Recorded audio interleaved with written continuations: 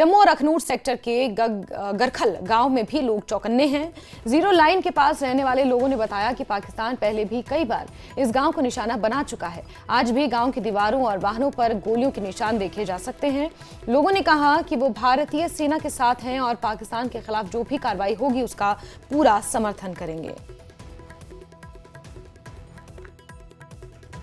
मैं अभी भारत पाकिस्तान बॉर्डर पे स्थित गढ़खाल गांव में मौजूद हूं और ये वो गांव है जो बिल्कुल सीमा के पास है और जिस तरह से दोनों देशों के बीच जो है टेंशन इस वक्त बढ़ चुकी है और दोनों देशों के जो रिश्ते हैं वो एकदम खटास में आ चुके हैं और ऐसे में इस गांव के लोग भी अपनी तैयारी में जुट गए हैं।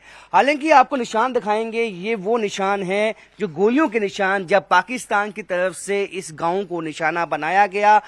बिल्कुल पास में है ये गांव सीमावर्ती इलाके के, तो सबसे पहले जद में यदि कोई जंगी हालात बनते हैं तो ये गांव आने वाला है और इसको देखते हुए आपको दिखाऊंगा कि पाकिस्तान किस तरह से इस इलाके को निशाना बनाता आया है पहले भी। और ये जो है आप गोलियों के निशान देखें, कहां कहां तक आपको गोलियों के निशान देखेंगे।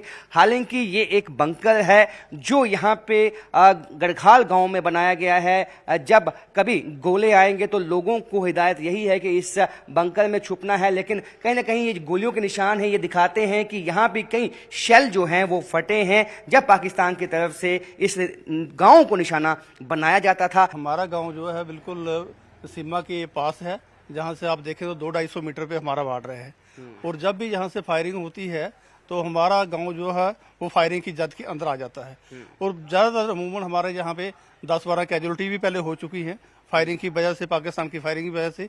आप ये खुद निशान देख रहे हैं कि ये जो पाकिस्तान की फायरिंग हुई, यहाँ एम्बुलेंस लगी है, इसको भी फायर लगे हैं, ये इसके यहाँ बहुत नुकसान हुआ। मैं चाहूंगा कि आप एम्बुलेंस भी आप देखें। ये जो आपको निशान दिखाई देंगे ये पाकिस्तान की गोलियों के निशान हैं, यानी कि पाकिस्तान ने हमेशा जो है ये नापाक हरकत की है। यहाँ पे जो है लोग, जहाँ पे रिहायशी इलाके होते हैं उनको हमेशा वो टारगेट इसलिए करता है कि एक मनोवैज्ञानिक दबाव जो है वो भारतीय सेना पे बनाया जाए। कितना विश्वास, अपनी भरोसा अपनी सेना पे, अपने सिक्योरिटी जो ऑफिसर्स हैं उन पे, क्योंकि वापस जो है तनाव जो बना है उसके चलते वापस बंकरों की जो सफाई है वो शुरू हो चुकी है। लोगों ने अपनी तैयारी जो है वो शुरू कर दी है।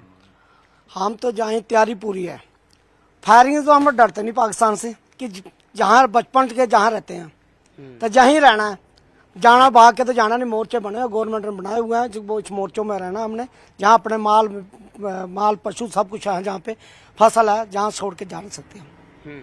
तो आप क्या कहेंगे, किस तरह से आप सीमावर्ती इलाकों के जो लोग हैं उन्होंने पहले भी आपने यहाँ ऐसे हालात देखे हैं जब गोलियां या गोले आते थे और उसका मुंह तोड़ जवाब भी जो है भारतीय सेना ने दिया, आज किस तरह से इस हालातों को देखते हैं? जवाब तो दिया सर, बाकी सब ठीक है, लेकिन परेशानी तो बनती है जब भी कोई फायरिंग होगी, उससे आगे पीछे जाना पड़ेगा पब्लिक को। एक जगह से दूसरी जगह पर जाना इतना आसान तो नहीं है। अगर कोई मैनेजमेंट भी होगी, पीछे कहाँ जाएंगे?